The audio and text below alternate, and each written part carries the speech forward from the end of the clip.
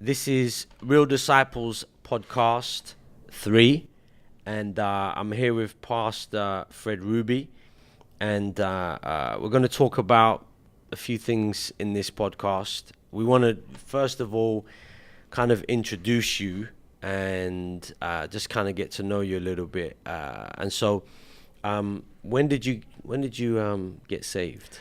I got saved in 1979, 1979. April 18th. I was 17 years old, and my brother Ray had been converted about a year plus before that, him and a neighborhood friend, and they harangued us, preached at us, basically invited us, just wouldn't leave us alone, and created in my mind a big inner struggle to whether or not God was real and all that. Yeah. We did not grow up in a religious family, certainly not a Pentecostal type.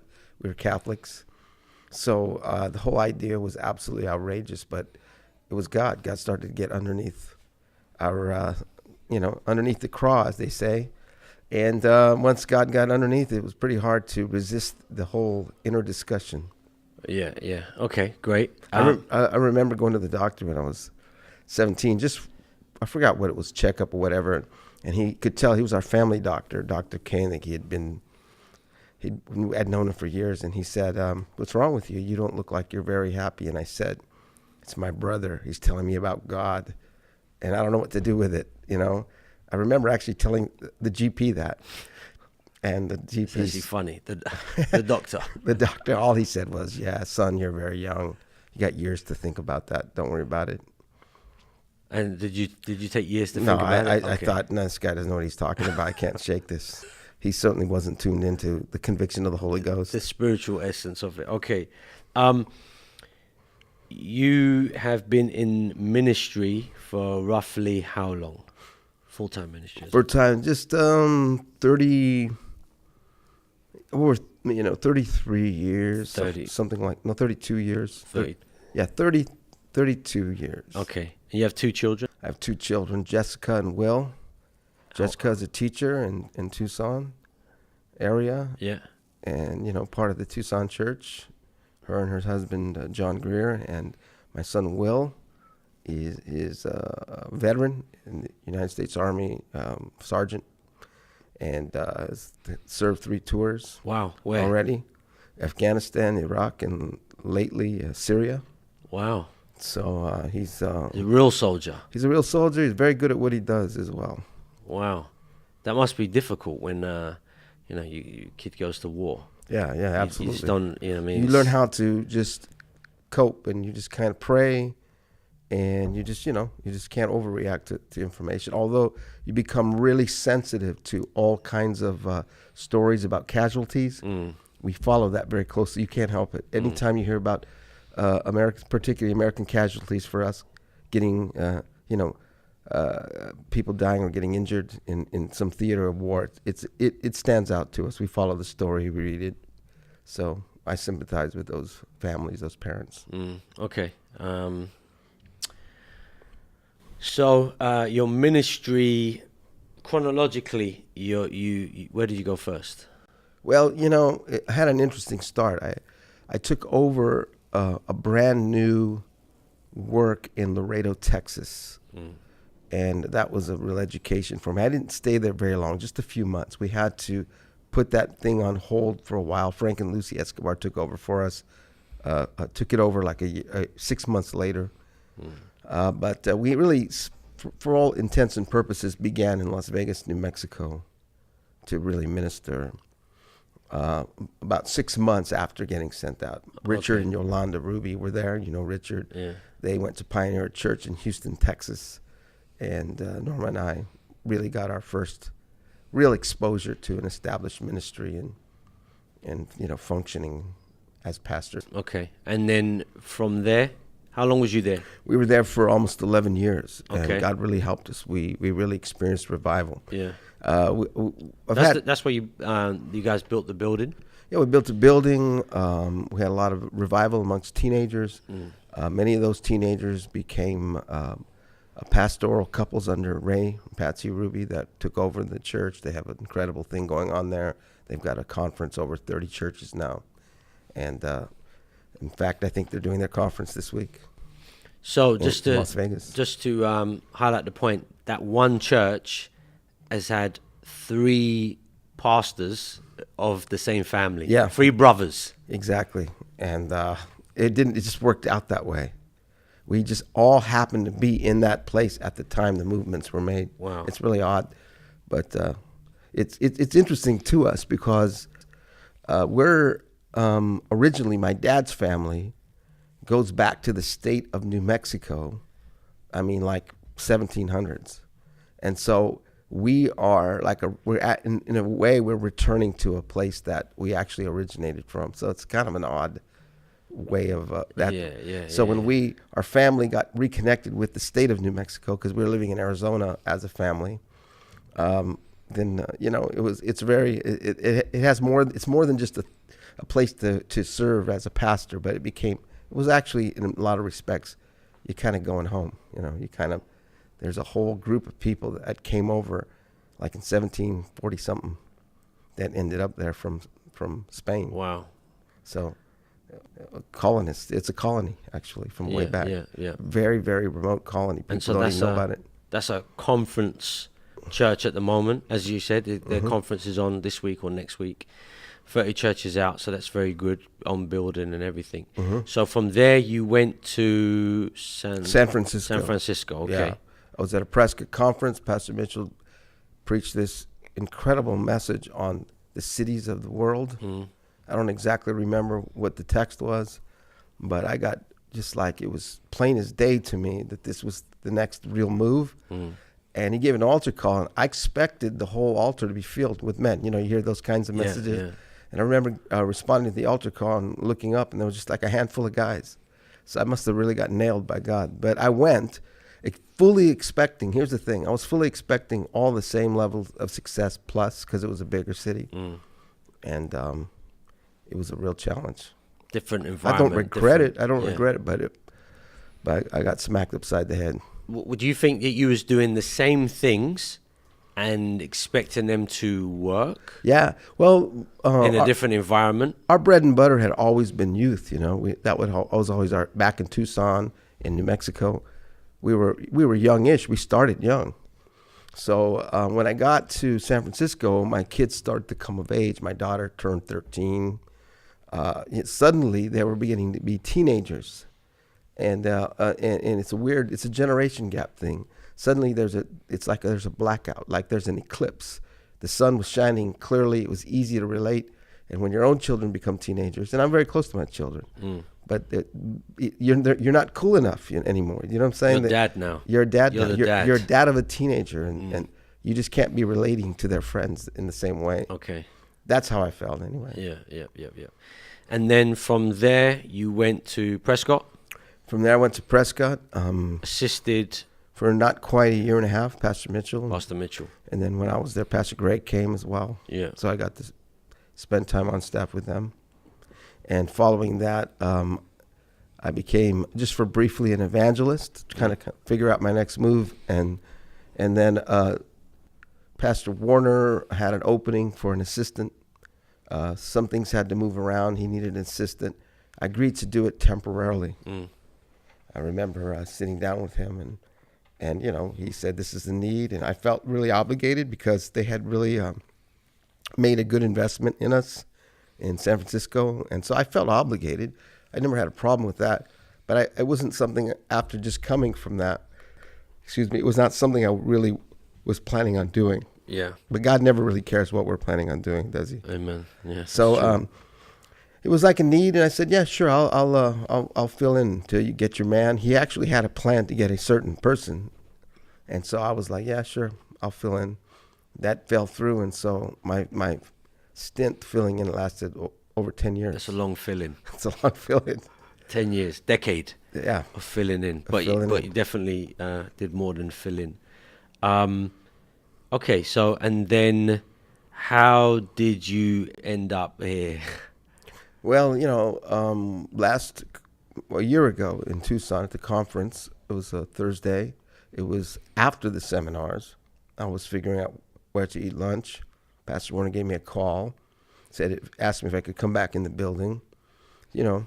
So I just walked in there, and suddenly he just brought to my attention that Pastor Ajala had some ideas, some ministry inspiration, and thought maybe whatever was going to happen there, this might be the best time to make a transition.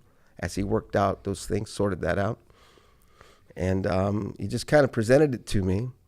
And it all kind, you know how those things, they kind of happen in slow motion. I kind of picked it up and kind of figured it out. But it's funny, I was telling somebody today that the month before that, I was driving to Texas from Arizona. That's a long haul. You know, it's like 14 hours. Wow. And I was listening. I was by myself, so I was listening to the Audible version, finishing the book called Fear and Trembling by Soren Kierkegaard. And it's a whole thing about Abraham and offering Isaac and whatnot. Anyway, there's a line in there that just stuck me basically to the inner man, you know. And the line is, the movements of faith are by virtue of the absurd. The movements of faith are by virtue of the absurd. And that thing just stuck me. And so I remember writing it down, thinking about it. I quoted it in a sermon, probably didn't even know how to apply it, but I just liked it so much, I just threw it out there. Sorry, break that down. What does that mean? I think here's what it meant to me is that faith is basically two things. If you know, the book, Fear and Trembling. So faith is faithfulness. And that's what it kind of, faithfulness, if we're not careful, just settles into religion. People knowing what to do and doing it. But that's a very important part of doing the right thing. But the movements of faith, where faith really transitions, where it accomplishes something, where it applies to something and changes the world, is done by virtue of things that seem outrageous and absurd on the face of it. Outside of the norm of just doing the faithful. Yeah, exactly. Being faithful is a very important part of its maintenance, and it has to be there. But it doesn't change anything unless somebody steps out of the normal and the natural and the easy and the things that make sense and does something absurd. So the movements of faith are always by virtue of the absurd. So, I mean, I'm just saying that stuck in my craw. Pastor Warner's talking to me, and this idea just comes back to my head, just like, because I'm thinking, what am I going to do? You know, and at this point, I'm going to go overseas.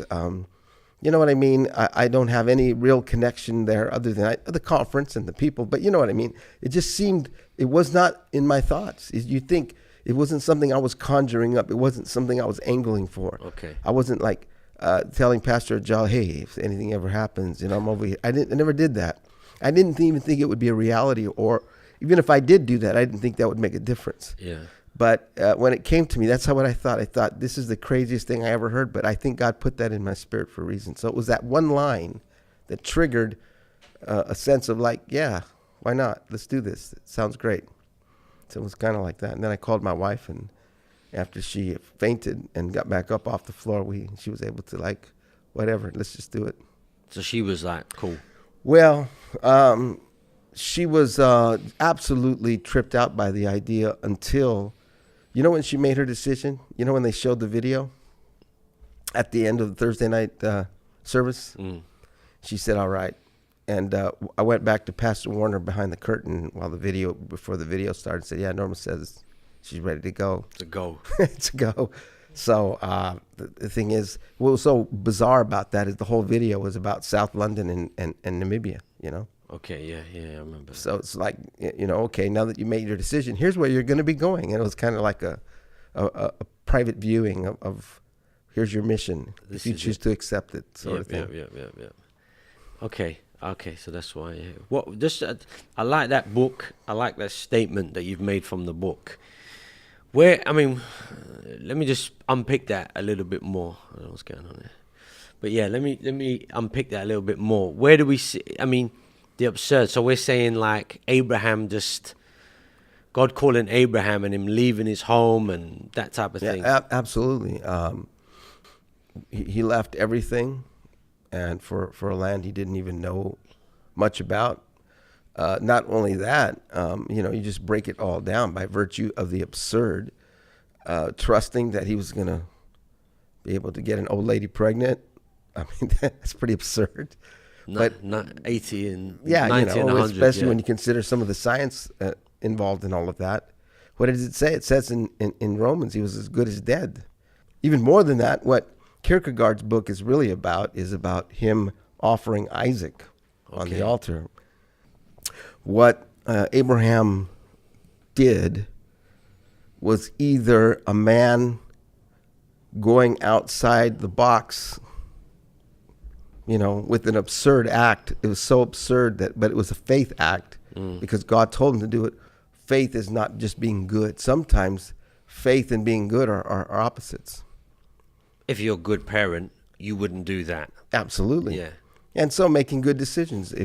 Sometimes faith says get up and do something crazy. A good decision would be to put your money in the bank, right? Buy a reasonable house, stay where you are, stabilize your family. I mean, those are good decisions. That's not bad decisions. Yeah. But faith would require sometimes us not to do the expedient or, the obviously good thing.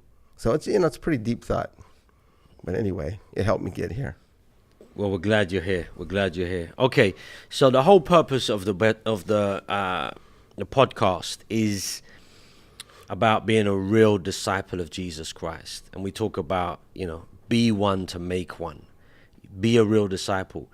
The reason why we say a real disciple is that there is so much in the West. I can't speak for the world, but I would say in Western Christianity is very much self-serving sometimes. Right. When you hear that word disciple, and we're called to make disciples, and where Jesus says that, if any man wants to be, a disciple or come after me, what comes to your mind? How do you see that? I see it in basically two ways. One is a Christian disciple. And I think the responsibility of every gospel preaching ministry is to train people to live as Christians, and a New Testament believer lifestyle, to break that down. And that sounds a lot easier than it actually is. In fact, many churches that do have great preaching, tremendous worship, presentations, tremendous children's ministry, they will stop short from requiring, accountability in believers. And so I think what makes our ministry unique, and there are others that do it, of course, but, the fellowship teaches people from the get-go that if you're going to call yourself a Christian, you should live like one. And I think that's your first and most basic form of Christian discipleship right there. I'm talking about basic things like how we live.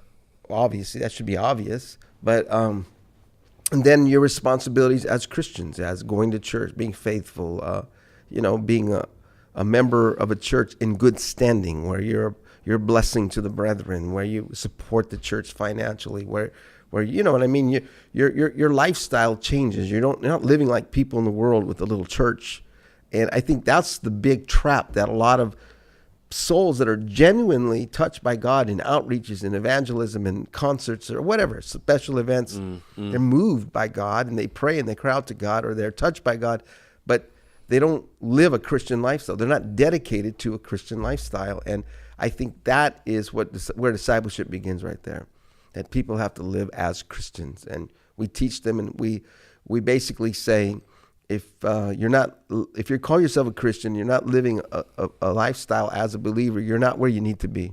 And to say that today is like, we live in the age of political correctness, where you challenge anybody on doing what they're not.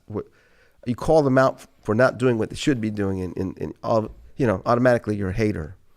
So again, that's where I would first. Without that, any other form of Christian discipleship is pretty meaningless. I heard someone speak about a disciple. I was reading a book, and the guy said a disciple is someone who has found Jesus and realized that he's worth more than anything else. Right. That's he's found Jesus, and then he realized he's worth more than anything else. And that worth plays out to actual decisions, a hierarchy of values. I've just finished a couple of books on, one on Whitfield. Thank you for that recommendation, Dallimore. And then Wesley. And their impact was they believed that, it's interesting that neither one of them really saw themselves as being rogue Anglican priests. Both of them, to their deaths, claimed that all they wanted to do was fulfill the will of God in relationship to the church that he put them in. It's pretty deep thoughts. But what they added to Christianity, and that was their idea. For example, Wesley used what he called societies. The midweek services really are based on this concept of organizing real, honest believers during the week to minister or to be ministered to be in a class where they're accountable, where they're being trained, where they're being taught. And so that's kind of their contribution. I think these services have been adopted to be like midweek services, years later. But their whole concept was the Sunday morning service was not enough. A real Christian should live a Christian lifestyle, And then if you're going to require that from people, then you should accommodate that with teaching and training and accountability groups and whatnot. Definitely. Yeah, I think, me being in the ministry 10 years, looking back over the 10 years, I realized that the preaching, we got to preach, and I preach and, try to preach the best sermons I can. But I realize is that there needs to be this more teaching as well from a perspective of hands-on discipleship. It's not just enough to activate people. Okay, we're going to have this, so do it. If you want people to live this thing throughout the week, they're going to need They're going to need more than just a Sunday morning ritual. Yeah. And that's exactly what those guys promoted. That was their great revelation. The open air preaching, as you read, that wasn't just a staged crusade by the church. Lay preachers were not allowed to preach in the services. That's right. They were ordained to do that. That's right. So they had to. The open air preaching was their venue. Yeah. Also, they didn't have buildings big enough to stage those gatherings, and so the open air became the venue. The Blackheath. There's Whitfield's Mountain at the Blackheath, and places like that, probably all over London. Yeah.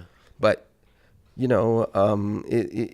whole idea was Sunday morning is not enough. Christians need to be busy for God. So say like somebody gets saved. Say there's a young guy, he comes into the church, he gets saved.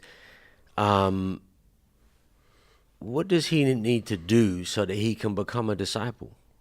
Well, I think this is where just trusting the ministry. I think about myself. You asked me when I got saved in 79. To be honest with you, church was just part of that conversion. And the truth was, the real evangelism and ministry and challenge came outside of a church environment. I went to church with Ray a couple times, and I think I got saved each time, maybe 3-4 times, and it was done in such a way where I felt myself floating to the altar, not because it was God, but because 5 guys were carrying me, and I always like to joke, but very much like back in the day, it was like being at a used car lot at the end of the month where everybody needed to make a sale, everybody would just attack you, and I would say, I'm never going back there. I'm never, ever. That was Tucson in the 70s. Absolutely. Late 70s, and they were I would say, I'm never going back. I was like 16. I was like, don't ever invite me again. I'm not going to do this, And so to me, it wasn't like, oh, I just have to go to church. I felt the worship was so moving. It wasn't anything like that. It was more like, man, leave me alone. But it was the Holy Ghost that was bringing conviction. And then, having little arguments, I remember with Ray, like, okay, if I become a Christian, do I have to listen to Keith Green music? He was like this, the Jesus People prophet. And, do I have to do this? Do I have to? And so it wasn't like church. It was God. God was convicting. And church was, to be honest, it was a secondary idea to me at the time. I started going to church faithfully once I got saved. I got convicted. This is where I needed to be. Before that, didn't want to be there at all. Would you say then that, like, because I think for me, discipleship was subconscious. Right. It wasn't something that I ever said, I want to be a disciple. It was something that the church was doing, and I just did whatever they were doing. I got behind it, you know. Once I got saved, I was like, yeah, I'm saved. I want to be involved in this. So there's an outreach, I'll go. I want to be involved in this type of thing. And so it kind of evolved. It was very natural, organic. Pastor Peter, they were just disciples. It was just Peter, Jay, Joe, Simeon. You know, they're all pastors now. But just hanging with them taking me on outreach, asking them Bible questions. Where I think sometimes people that don't want to embed themselves within the culture, but they want to be a disciple, or they want us to make them a disciple, but it's like, okay, you know, I'm Right. free this week, I'll come to a thing where it's Yeah, absolutely. It's something where God's got to get a hold of your heart. And I think conviction is the first step in. You need to be there. Where else are you going to be? You know, that sort of thing. Yeah. What else are you going to do? I don't know. Maybe that's just my nature. I had to be convicted into making these kinds of decisions. I made them. I believed in it. And then as I began to kind of understand the ministry, I started liking the preaching. I started learning a lot from Pastor Warner. You know, he was making sense to me, that sort of thing. And then they brought this evangelist named Larry Reed to town. Yeah, he was like a L.A. Gangster type, but not like we would know, like, you know, back in the zoot suit kind of. Okay. He's not the guy. Was he something to do with someone that went to San Quentin? Yeah, he was in San Quentin was, like for 18 total years, on and off. Yeah, you know, yeah. shooting heroin. Yeah, he's a bad guy then, man. He's a bad guy. Every part of his body was tattooed long before it was Colin Kaepernick. You know, long before it was popular. So, yeah, he was very cool, and we got on fire. See what happens. You realize how it's all a process. Some people, they're checking it out, they're figuring it out. Oh, this guy's starting to make sense. You know, new converts. That's why they have to be treated so carefully, because you don't really know where they're at. You know what I mean? But the idea that they were only there because of church was, in my mind, is a very false perception. And if it is, they are there just because of church. They have a very light conversion. Yeah, definitely. You know. Yeah, I remember going on my first outreach, and I didn't know it was an outreach. So they said to me, they made an announcement, and they said, we got an outreach on Friday night. So I thought, oh, it must be a service.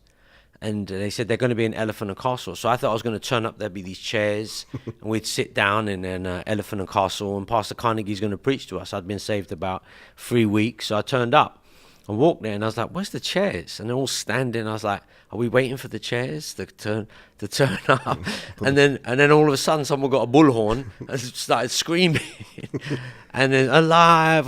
Yeah. And then they pointed to me to go out. Your turn. My turn, yeah. You know, I think that's the best. You know, the street meeting, I think, is the best form of street preaching. Yeah. Street ministry, that people are just there testifying, new converts, that sort of thing. You know, we got invited to do that. I didn't really like it when I first went. I wasn't, but I liked the guy that invited us. He was a guy named Vince, and he was very interested in us teenagers, and challenged us. This African-American guy from New York, and he was. We thought he was cool, and he was a good singer, and he was in a band, and he expressed interest in us, and he's the guy that invited us to outreaches. And it wasn't like a big church-wide thing either. It was just his little group. And we learned how to street preach from him. But I liked him. I thought he was a good man, a cool guy, and I was responding to him. You know, the whole thing was as crazy as can be. You know, I think that's getting out on the street corner with a bullhorn. Yeah. But the idea is that's I think part of discipleship, right? There's somebody they reach out to you, they show you how to do it. Yeah. Here's how you do it. The thing, it's more organic, where you're being inspired by somebody. But God is convicting you already. Right. But you know you need to do something. Yeah. And then this guy saying, hey, let me show you how. Like Ananias with Paul. Hey, Yeah. it's what you do. Barnabas did the same thing, right? Let me show you how to. So that's a big part of discipleship. Like you're mentioning the word organic. It's not just a program. There are people that are genuinely reaching out. And in this thing, I will just bring this up because it doesn't matter in the big picture, but it matters in this story. Vince, we found out later, was actually under some kind of, local body discipline at the time that he was reaching out to us. So it wasn't even like you need to go talk to these young guys and try to stir them up. It wasn't that at all. He just did it out of his heart. Saw us, connected with us, and said, hey, guys, let me show you what to do. It was like that. I think that's the only way. We've tried. I always say you try so many follow-up programs, and none of them never really work. It only works when it's organic. Yeah, they're good.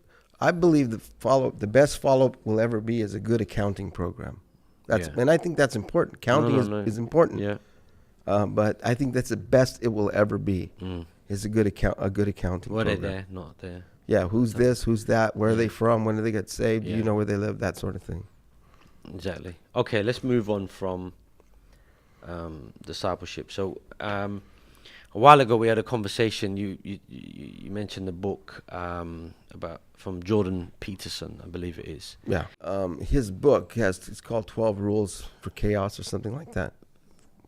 Something to that effect. 12 rules for life. For life, how to organize your life in chaos. Chaos, yeah. But I think you're connecting these two ideas, but let me go back to that.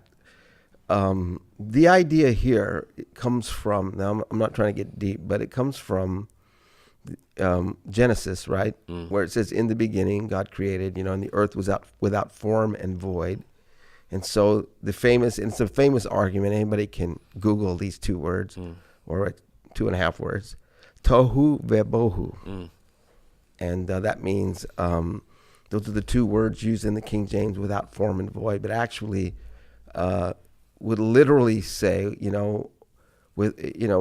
in chaos and devastation. I mean, there's different ways you can say it, but isn't it in Jeremiah or somewhere else? Yeah, that's it. Yeah, those exact words, the exact phrase is used in Jeremiah to describe the land of Israel after battle and destruction. So the idea is that it's not just, if you read the King James words, you can get the feeling that there was just absolutely nothing and a big hole of nothing. But if you take that approach, that there's a good chance that the earth as we know it, Adam and Eve and all that, was created out of that void, and it was there was more going on there. So anyway, the idea is that mankind from the very beginning has a place in organizing God's purpose in God's kingdom, right? So, a little fast forward, Adam and Eve, and what does God tell Adam? He says to him, be fruitful, multiply, replenish the earth, and subdue it. Now, wait a minute, subdue what? He's living in paradise. I mean, the peaches are hanging at about 4 feet. What does he need to subdue? Well, I think he's foretelling something, right? Yeah. Replenish the earth. Yeah. You're not going to live here forever, and when you get out of here, you're gonna have to work really hard to organize chaos. So, the tree of knowledge of good and evil, a salesman to represent the knowledge of good and the knowledge of the tree of good and evil. We call him the serpent. All of those things are there to bring about a man who's going to have to make some choices eventually, I think, and who will have all the tools he needs in order to organize the world. So once he gets out of the garden, what happens? He's got this entire new lexicon with words like thorn and thistles and pain and suffering and sweat, blood. There's you know what I'm saying? So I think there's a lot in there that suggests that, again, in God's great sense of knowledge and providence, because we don't have that perspective, but he knew that man was going to be, in order for us to become the worshiper and the lover of God, we are going to have a challenge to meet, basically. So, all right, let me leap out of that. What I get from out of it, and then you tell me what you think. Is that God kind of makes man and has designed man to bring that order out of chaos. That God uses man. Yeah. Absolutely. To work. So let's bring that to 2018. So, so many times I hear men say things like, I would do better if everything was perfect. Yeah. And what I'm thinking is, well, if everything was perfect, we wouldn't need you. Right. Because God makes man to bring order out of chaos. Right. He puts, and so it's like that marriage is chaos. That company is chaos. To make money in this world is chaos. Those kids are chaos. Right. That's part of life. And Right. what it is, you need a man. And so many men are thinking, well, when everything is perfect, then I'll be the man I'm supposed to be. Right. Well, that's when we don't need you. Right. The whole phrase "a husband." It's not. We use it just for Right. marriage, husbands and wives, right? But husbandry is keeping a garden. Yeah.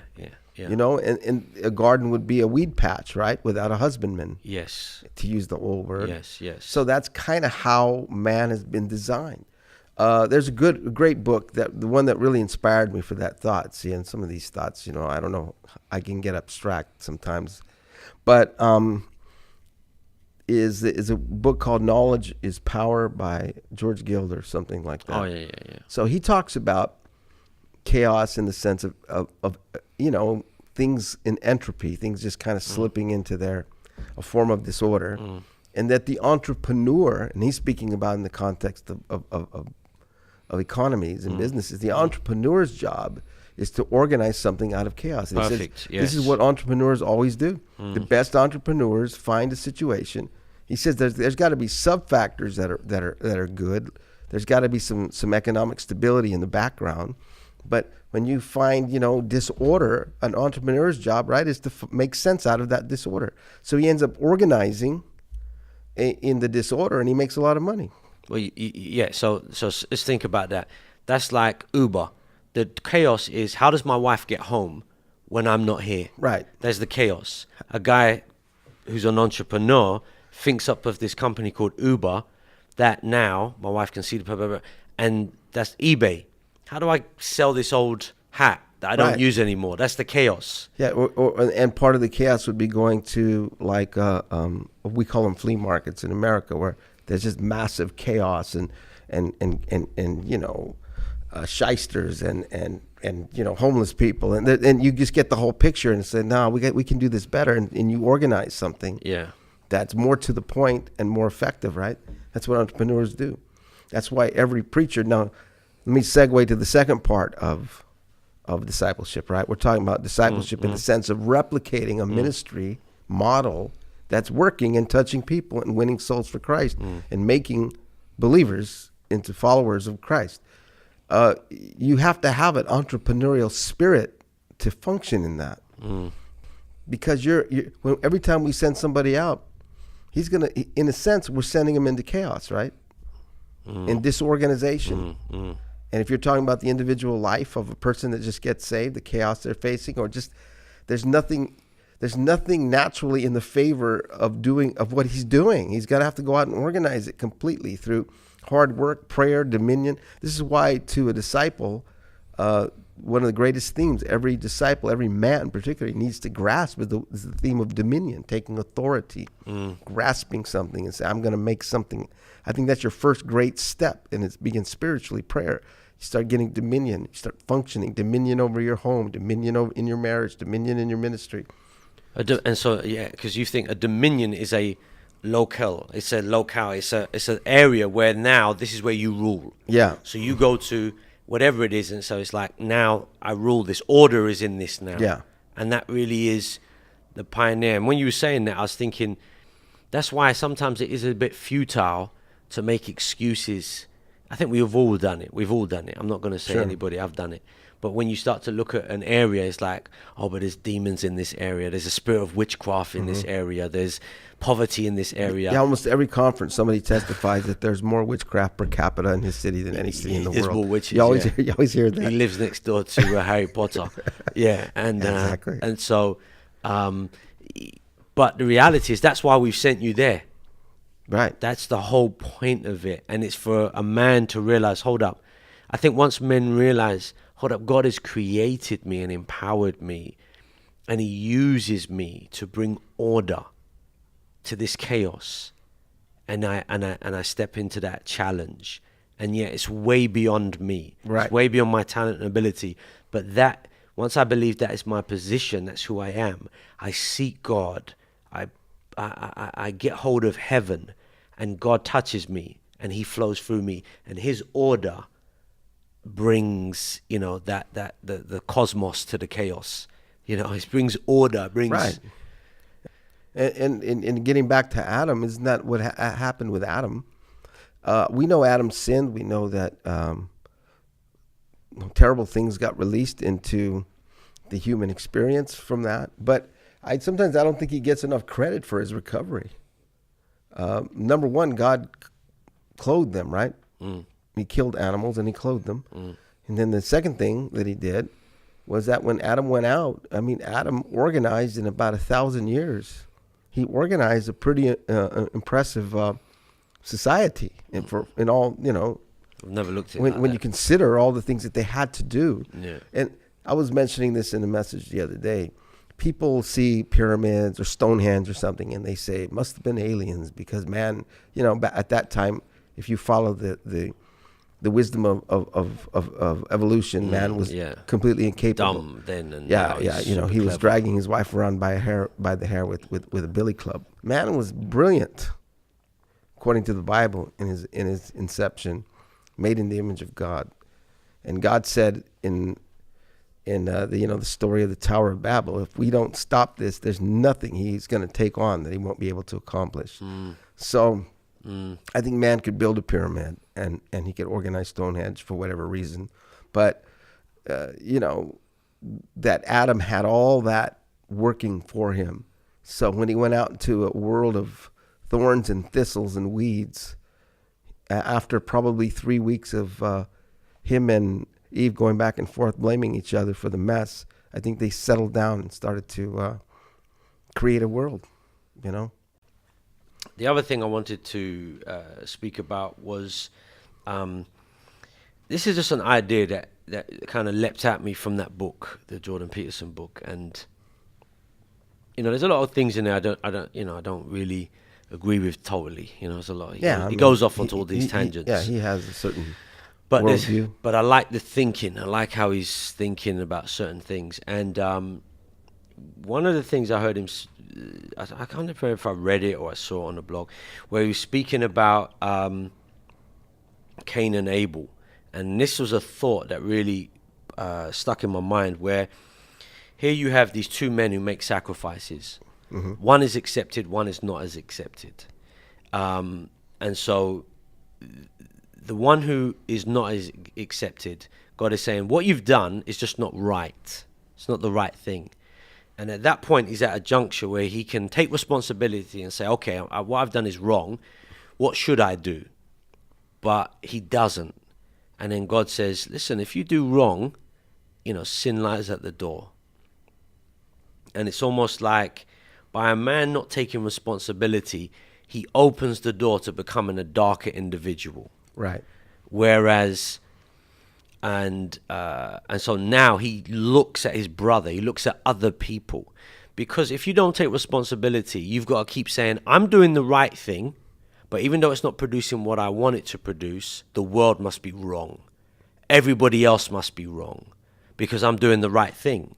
Because you won't take responsibility, rather than saying, you know what, no, what I've done is wrong. And I think it's hard because it's not like he was selling crack and he's a pimp sending out girls and then his brother is like doing a Bible study. He did make a sacrifice.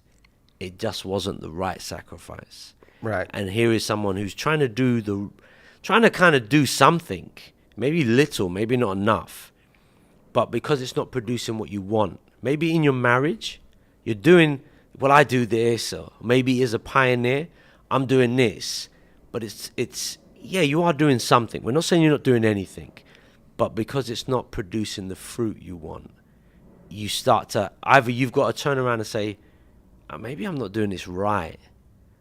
Or you've got to say everything else is wrong. And that you become a very critical, bitter, darker, mentally individual. I think that's a very good breakdown of that story. The book of Genesis, you could just as easily call the book of origins. So it's a great book to look at when you're looking for how things originate in people, right? Impulses, ideas, thoughts, actions. And I think that story right there tells you how the first born people behaved. And so Yeah, I think those things are common in human nature. And the interesting thing to me about that story is it's really about Cain. You know, Abel doesn't say one word to God. Mm. They don't speak. It's all a discussion between Cain and God. The whole thing. It's just God, and even God encouraging him. And so I've always seen this, and I think it's important to understand this in the context of what you're saying about a man getting angry and rejecting God and feeling a lot of self-pity and self-will, is that God was rooting for him the whole time. Yeah. I mean, he was God's first grandchild for all intents and purposes. He was the first born human being. That's right. And I think God, like a grandfather, would tell a child, "Hey, you'll be all right, kid. Just get up, do the right thing. Do the right thing. You'll be fine."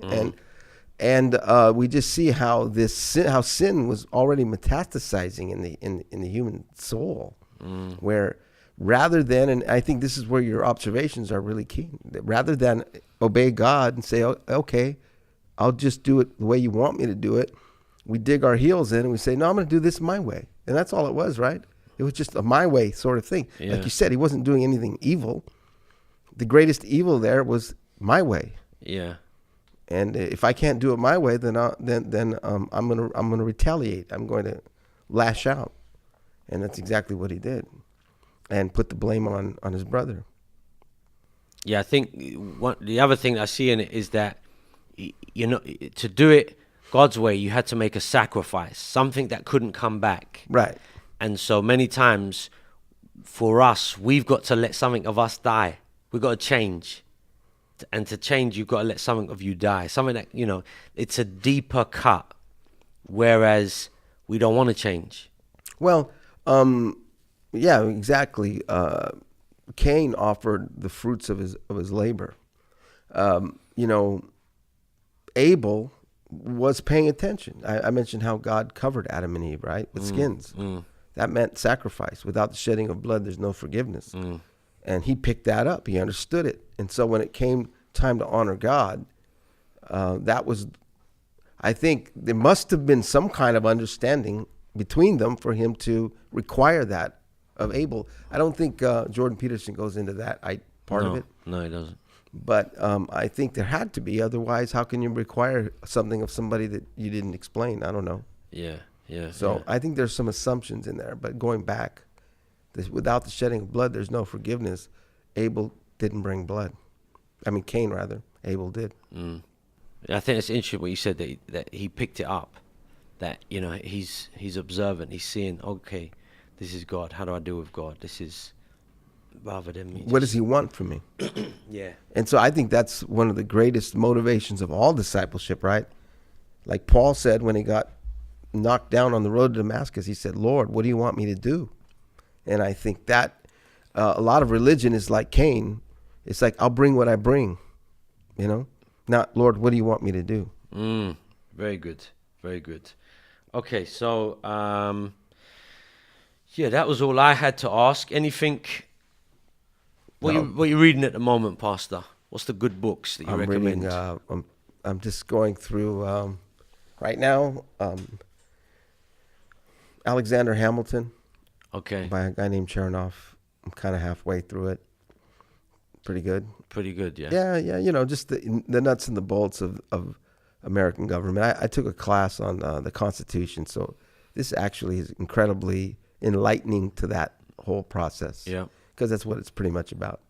He was one of the framers of the American Constitution, one of the founders of the American government, the first Treasury Secretary. Yep. And also the subject of a hip hop play here in London right now called Hamilton. I've heard of it. I've not been there, but I've heard of it. It almost sounds like he was going to advertise it. Yeah, exactly. So yeah, I'm kind of on and off with that, and different books. Good stuff. And the conference, all is going well? Yeah. You know, to be honest with you, I'm kind of a passenger right now. There's just such a learning curve. What Pastor Ajala had going on here is a machine, you know. And so I'm just watching and pretty much following the lead of these guys. Pastor Prez is doing a great job. Good stuff. Putting it together and whatnot. Very good. I have a lot of confidence in what he's doing. Yeah, there's a good team there, man. They're very good, a good team. Okay, well, I think that's it. Come to the end. Thank you for the invitation. No, we appreciate you doing that. Cool setup. We'll all keep you in our prayers. And that's it, the end of the podcast.